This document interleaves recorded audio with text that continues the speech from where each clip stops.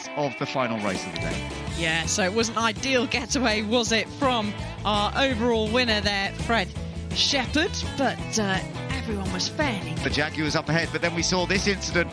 One spin led to another spin, which led to other spins, and unfortunately a bit of contact as well. Yeah, very well said there, Ben, and really unfortunate for those cars to end the race. It was very tricky conditions from these drivers, and then this was a bit too much rubbing as James Colburn was sent bouncing across the grass. Did a very good job there to keep it in one piece, and this wasn't the first time we had a few bits that weren't meant to be lying on the road there, and a great shot of Chris Ward getting ever so close in the final part of the chicane.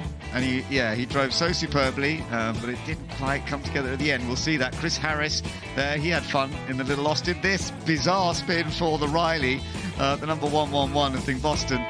Sadly, it hit the barrier, took him out of the race after what looked like he'd made a great move, but it just didn't quite get it right.